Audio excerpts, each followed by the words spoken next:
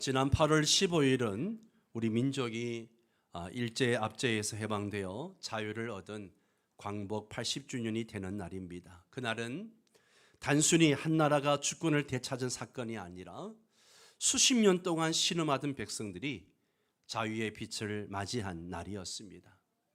오랜 억압과 어둠 속에서 고통하던 사람들이 만세를 외치며 이제는 살았다 하고 숨을 쉬게 된 날이기도 합니다.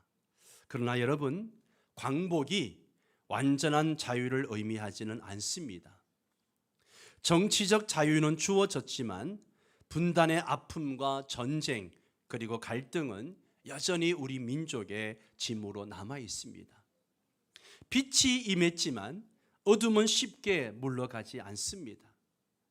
진정한 자유와 평화, 참된 행복은 역사의 주관자이신 하나님께서 주시는 은혜가 아니고서는 완성될 수 없다는 사실을 우린 경험으로 압니다.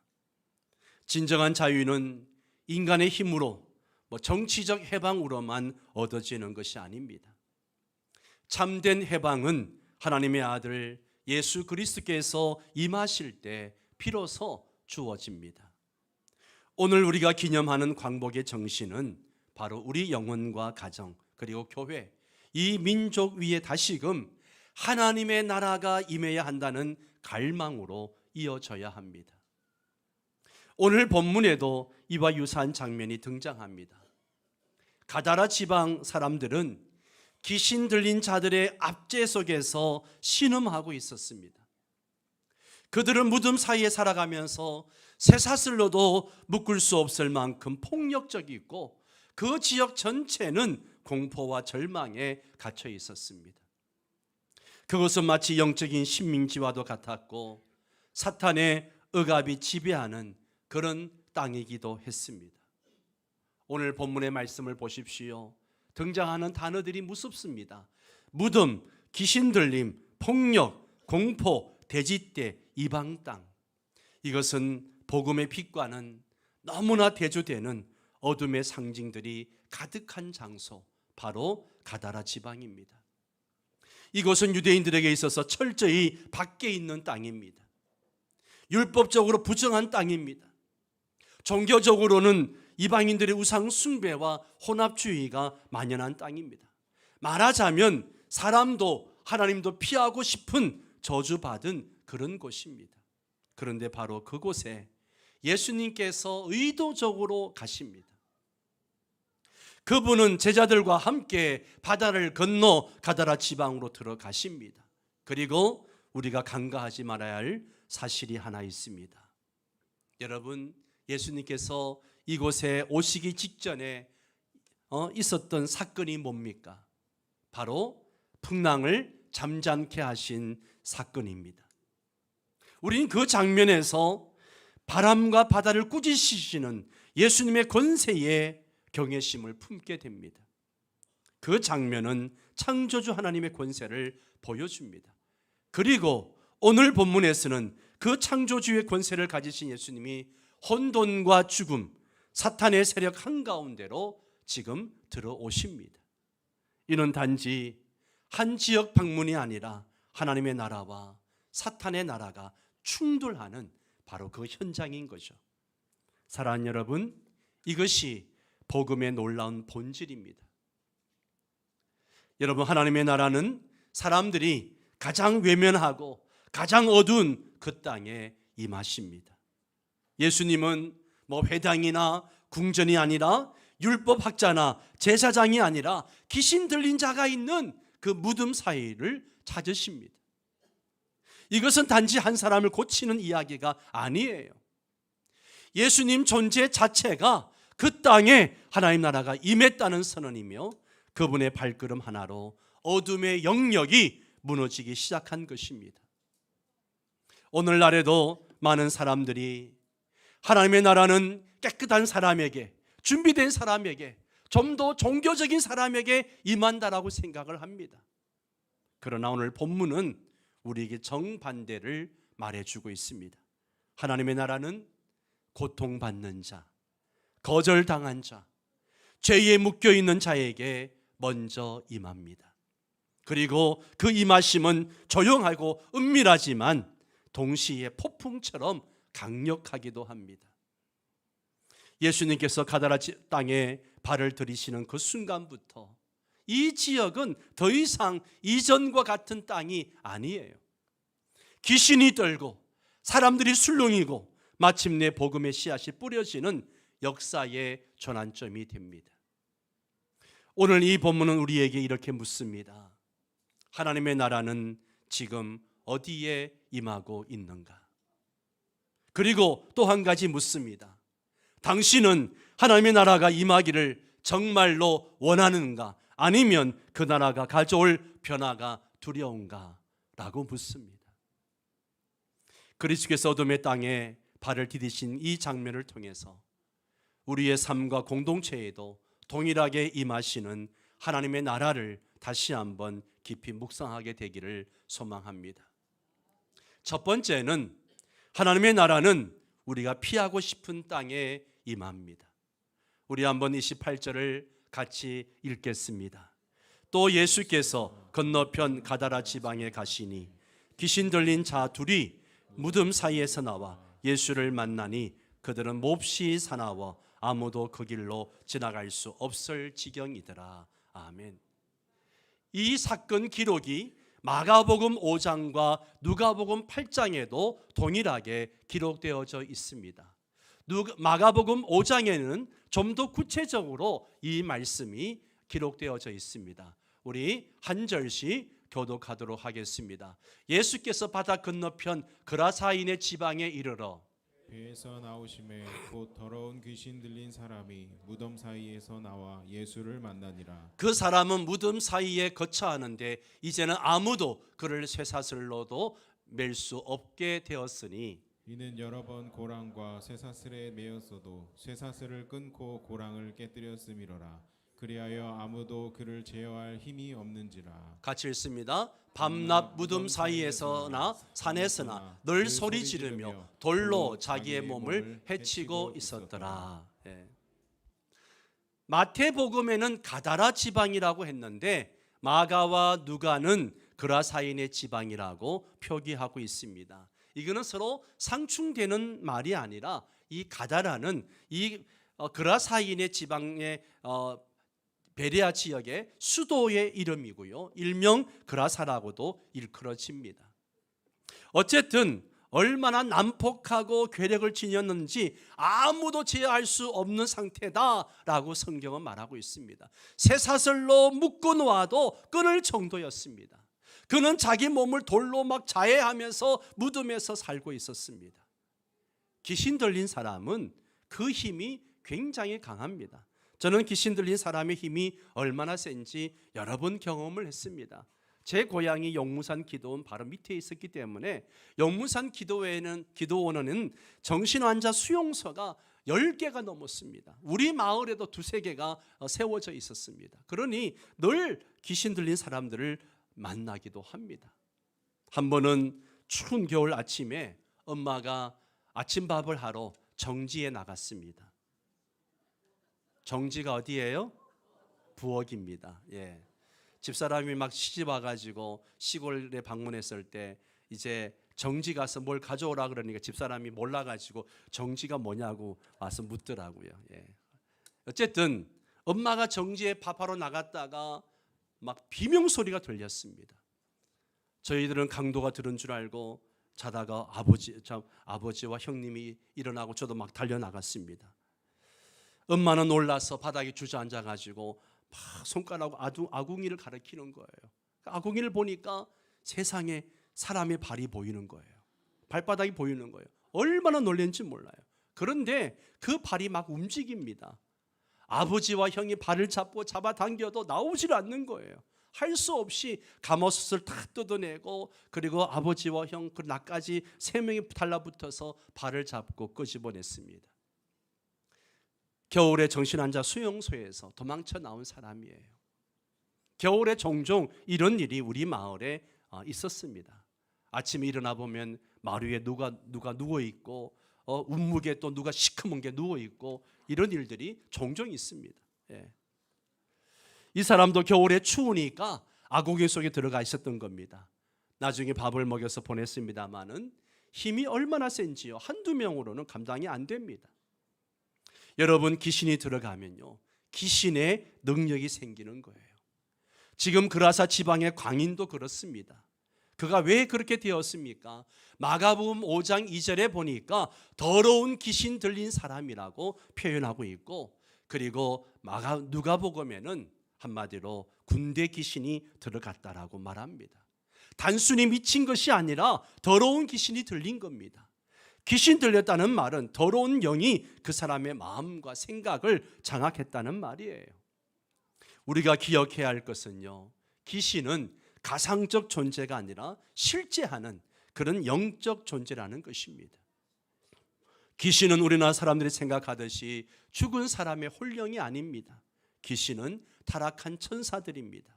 그들은 그들의 우두머리인 사탄의 지시를 받아 활동하면서 사람들을 미혹하여 사탄의 종으로 삼기 위해서 활동을 합니다. 그라사 광인의 삶은 귀신 들린 사람의 삶이 얼마나 비참한 것인지를 보여줍니다. 그러므로 우리 성도들은 귀신들이 우리 몸과 영을 지배하지 못하도록 항상 깨어 있어야 됩니다. 어쨌든 이곳은 율법과 예배, 정결과는 거리가 먼 땅이었고, 심지어 사람들조차 그 길을 지나가지 않으려고 할 정도로 영적 공포가 지배하고 있는 곳이었습니다. 하지만 바로 그곳에 예수님께서 친히 발을 들이십니다. 이것이 복음의 본질입니다. 하나님의 나라는 사람들이 외면하고 포기한 땅에 먼저 임합니다. 죄의 어둠이 깊을수록, 고통이 오래될수록, 절망이 깊을수록 하나님의 나라는 그 땅을 외면하지 않습니다. 죄악이 가득한 땅, 고통과 절망이 가득한 땅에 선교사들을 보내어 복음을 듣게 하십니다. 140년 전 이 조선 땅이 바로 그랬습니다. 하나님은 가난과 미신 그리고 온갖 우상 숭배로 가득한 이 땅을 외면하지 아니하시고 선교사들을 보내서 복음을 듣게 하셨습니다. 이것은 우리 삶에도 동일하게 적용이 되어집니다. 사람들이 알아주지 않고 심지어 나 자신도 포기한 내 인생의 자리에도 하나님의 나라, 곧 예수 그리스도의 통치가 임할 수 있습니다. 그러면 그 영이 살아나게 되는 것이죠. 두 번째는 하나님의 나라는 사탄의 권세를 꺾는 능력으로 임합니다. 여기서 감사한 일은 더러운 귀신 들린 그 사람이 예수님을 만났다는 거예요. 여러분, 예수님을 만나는 것이 모든 문제의 해결입니다. 죄의 문제, 고통의 문제, 심지어 죽음의 문제까지 그 답이 예수님께 있습니다.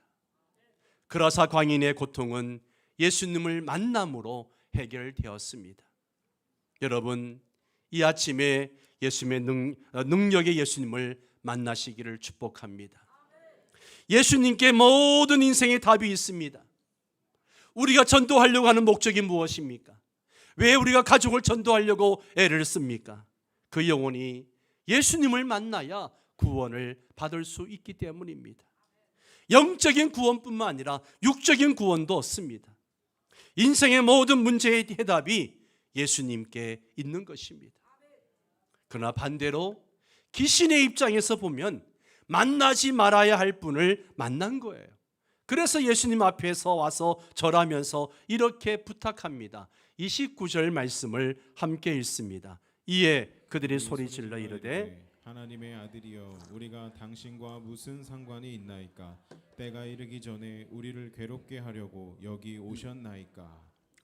이 귀신 들린 사람들의 이 고백에는 세 가지 중요한 고백이 있습니다. 예수님을 첫 번째는 하나님의 아들로 정확히 알고 있다는 거예요. 그리고 그 예수님이 자신들을 심판할 권세자라는 것을 압니다. 그리고 두려워합니다. 이 얼마나 놀라운 장면입니까? 사람들은 예수님을 그저 선지자 중에 한 사람 정도로 생각하는데 귀신 들린 사람들은 정확히 예수님의 정체와 권세를 알고 두려워 떨고 있는 겁니다. 여러분, 이 장면은요, 바로 하나님 나라가 임할 때 나타나는 두 가지 특징을 잘 보여줍니다. 첫 번째, 하나님 나라는요, 어둠 속의 실체들을 다 드러냅니다. 하나님 나라가 임하면 어둠 속에 있는 실체들이 다 드러나는 거예요. 예수님이 가나안 땅에 발을 딛는 순간 그동안 숨어있던 귀신들이 드러나는 거예요. 빛이 오면 어둠은 숨지 못합니다. 하나님의 나라는 감춰진 죄악과 악의 실체를 폭로합니다. 두 번째는 하나님의 나라는 악한 세력을 제압합니다. 귀신들이 예수님께 나아가 간청하죠. 누가복음에 보니까 우리를 저 무저행으로 보내지 마시고 돼지떼에게 들어가게 해달라고 간청을 합니다. 그때 예수님께서 가라 하시니까 귀신들은 돼지떼 속으로 다 들어가고 돼지들이 막 급히 내리막길로 달려가서 바다에 빠져 죽습니다. 여기서 우리는 하나님 나라 권세는 결코 말로만의 나라가 아니라 실제적인 해방과 자유를 가져오는 능력이라는 것을 보게 됩니다.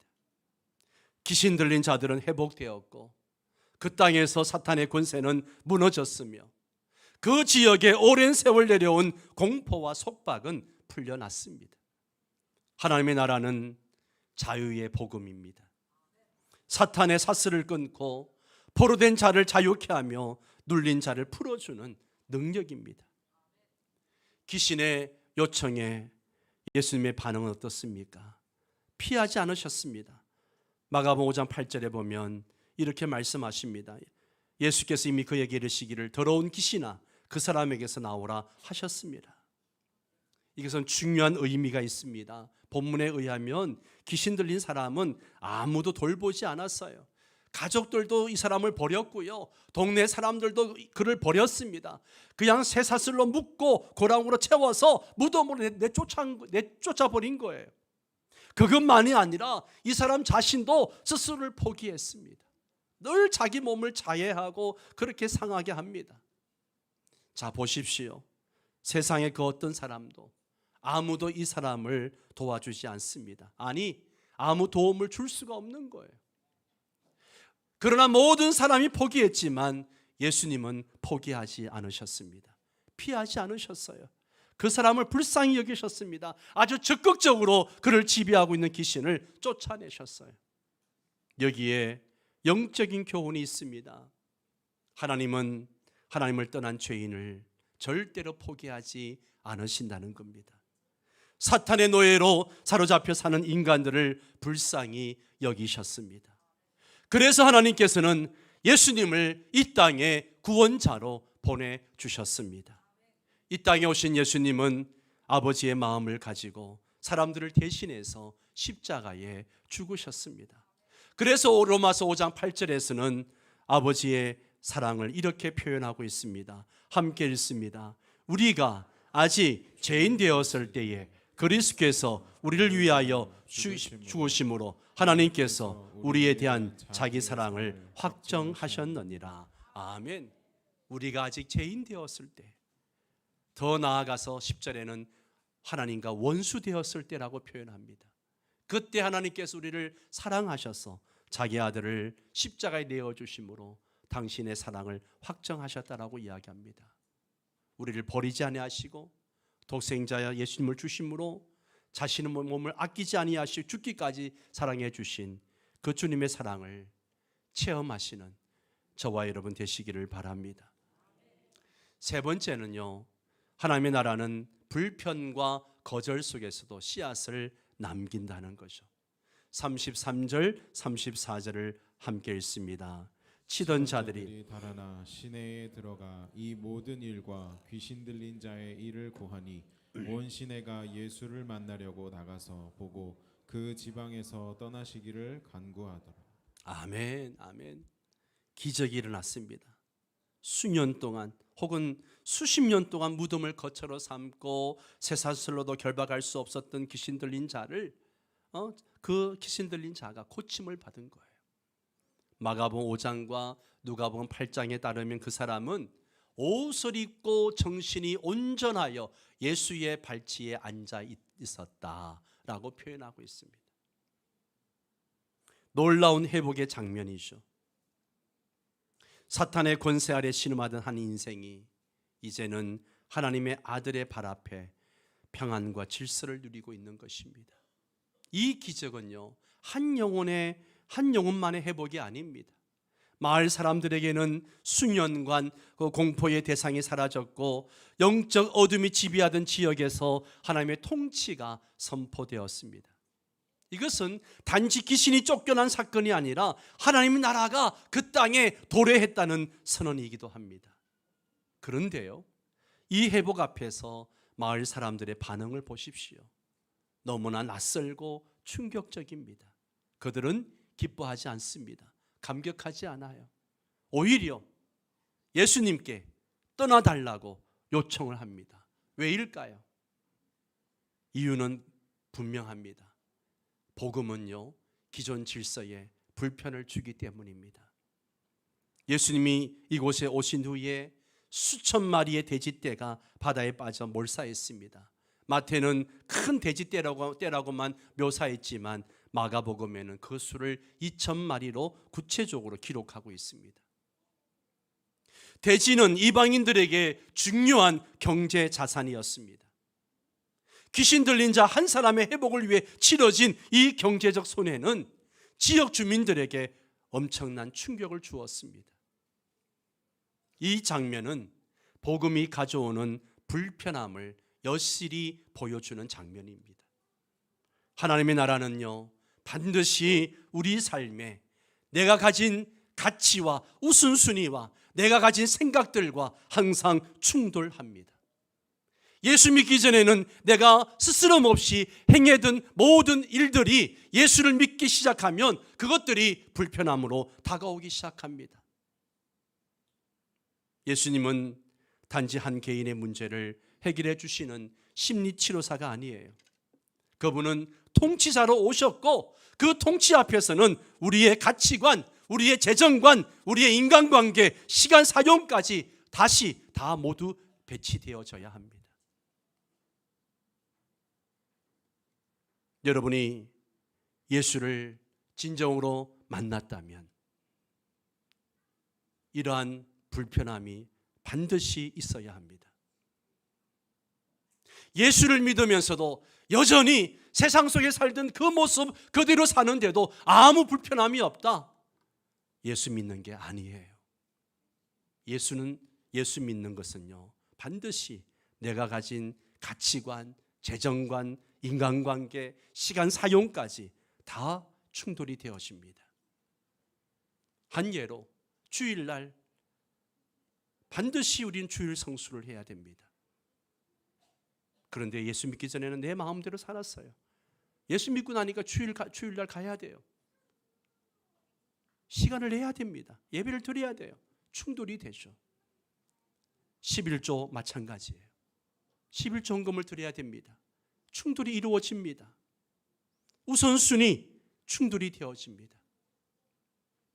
예수님이 진짜로 우리 가정에 내 삶에 임하셨다면 어떤 일이 일어날까요?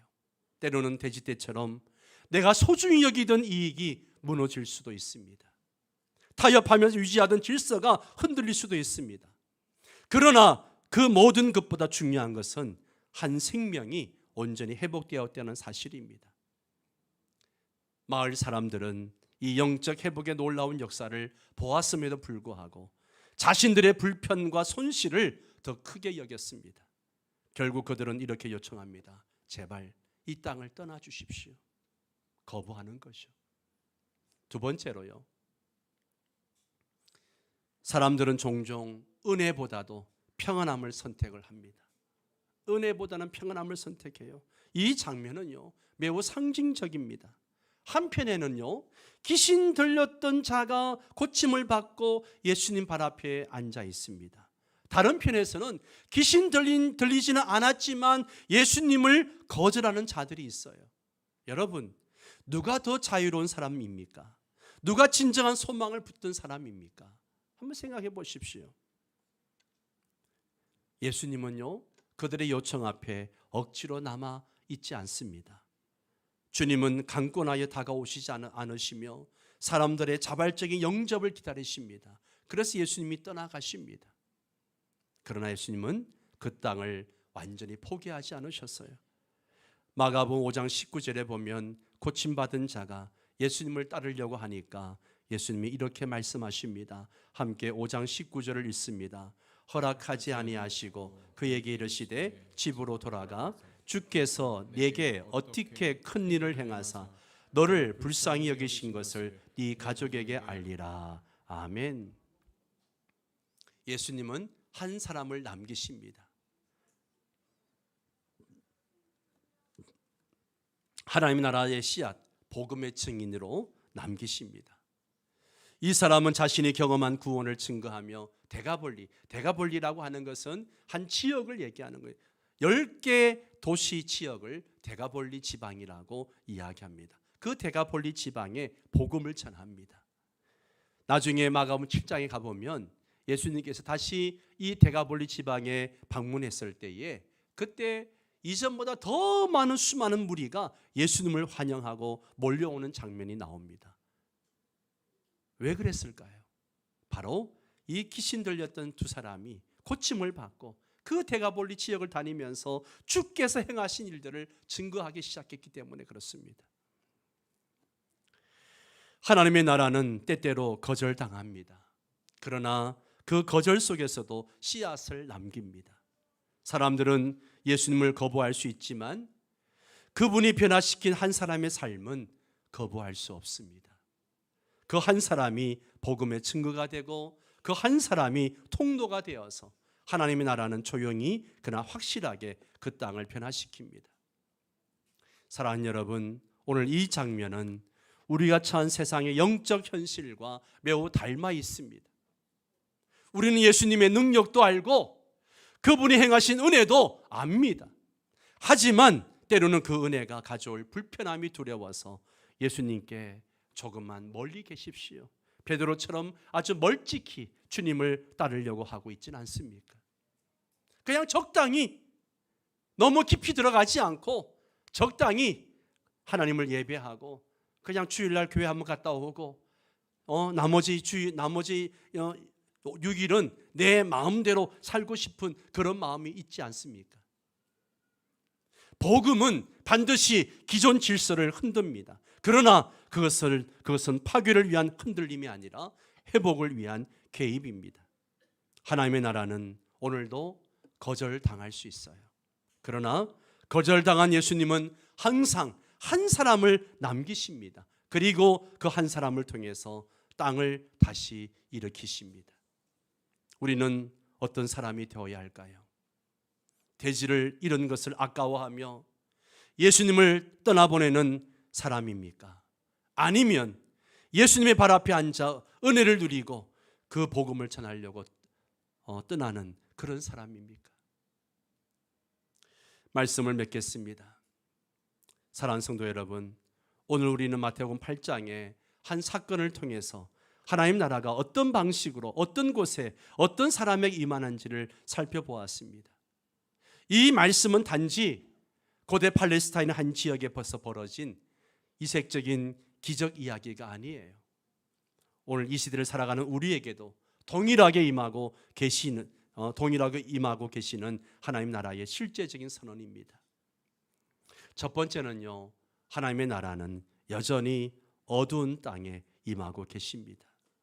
어두운 땅에 임하고 계세요. 예수님은 깨끗한 성전이나 환영받는 도시가 아니라 사람이 피하고 싶어하는 땅, 귀신 들린 자가 사는 무덤 사이에 찾아오십니다. 오늘 우리의 가정과 일터, 사회에서도 그런 영역들이 얼마든지 있을 수 있습니다. 고통이 반복되어지고 갈등이 깊고 상처가 오래되어 이제는 그냥 방치하고 싶은 마음뿐인 그 자리들이 있습니다. 그러나 기억하십시오. 하나님의 나라는 바로 그 땅에 임하십니다. 주님은 오늘도 그 누구도 찾지 않는 곳에 발을 디디십니다. 그리고 그 발걸음 하나로 어둠이 흔들리고 사탄의 권세가 무너지고 자유가 시작되어집니다. 지금 여러분 중에 정말 고통이 반복되고 갈등이 깊고 상처가 오래되어 이제는 방치하고 싶은 그런 곳들이 있습니까? 주님께 가지고 나오십시오. 주님이 그 땅에 임하면 치유가 되어집니다. 두 번째는 하나님의 나라는 통치와 충돌을 일으킨다는 겁니다. 주님이 오시면 반드시 변화가 일어납니다. 예수님은 단지 우리를 위로만 하고 우리를 기분 좋게 하시려고 우리를 예수 믿게 하시는 게 아니에요. 그분은 주권자, 왕이십니다. 왕이시기 때문에 그분이 들어오시면 다스리기를 원하세요. 그래서 그분이 임하실 때 내 삶의 잘못된 질서와 어떤 그 타협들, 이기심들, 탐욕은 반드시 도전을 받습니다. 갈등이 생기는 거예요. 그 과정은 때로 불편하고 때로 손해처럼 보이고 때로는 우리 안에 저항을 불러일으키기도 합니다. 하지만 그것은 파괴가 아니에요. 진짜 회복을 위한 충돌입니다. 돼지떼가 몰수한 사건은 단순한 손해가 아니라 가치 전환의 요청인 거죠. 만약 여러분이 예수를 믿으면서도 한 번도 이런 갈등과 고민이 없었다면 여러분은 예수를 만난 게 아닙니다. 예수 믿는 게 아니에요. 예수를 인격적으로 만나면 그동안 내가 가지고 있었던 내 삶의 가치와 우선순위가 반드시 충돌이 일어납니다. 예수님은 묻고 계십니다. 너는 무엇을 더 소중히 여길 것인가? 돼지인가? 아니면 구원받은 한 생명인가? 오늘 우리 가정 안에 또 교회 안에 이 시대 문화 속에 주님께서 임하실 때 우리는 기존 질서를 지킬 것인가? 아니면 그분의 통치를 따를 것인가? 반드시 선택을 해야 합니다. 마지막 세 번째로 하나님 나라는 한 사람을 통해 다시 시작되어집니다. 마을 사람들은 예수님을 거절했지만 예수님은 한 사람, 변화된 사람 그 한 명을 남기십니다. 그리고 그 한 사람은 자신의 회복의 이야기를 데가볼리 천역에 다니면서 전합니다. 후에 그 지역 전체가 예수님을 영접할 준비가 되게 됩니다. 사랑하는 성도 여러분, 하나님 나라는 항상 큰 무리에서 시작되는 게 아닙니다. 하나님은 회복된 한 사람을 통해 가정을 바꾸고 기도하는 한 사람을 통해 교회를 살리며 복음을 증거하는 한 사람을 통해 세상을 뒤흔듭니다. 예수님을 만난 한 사람이 가정에 들어가면 그 가정에 변화가 일어납니다. 예수를 만난 한 사람이 직장에 들어가면 그 직장이 변화됩니다. 그러므로 우리는 물어야 합니다. 나는 그 한 사람인가? 나는 그 한 사람인가? 주님께서 내게 말씀하시기를 가서 주께서 네게 행하신 놀라운 일을 말하라. 이 음성을 듣고 순종하며 살아가는 하나님의 나라의 증인인가? 물어볼 수 있어야 됩니다. 사랑하는 성도 여러분, 오늘 주님은 우리의 가정에 또 교회에 이 땅에 다시 임하시길 원하십니다. 그 임하심은 현란한 번영의 방식이 아니라 묶인 자를 자유케 하시는 해방의 복음으로 임하십니다. 그 임하심은 기존 질서를 무조건 유지해 주는 위로가 아니라 죄의 구조를 무너뜨리고 생명의 질서를 세우는 권세로 임하십니다.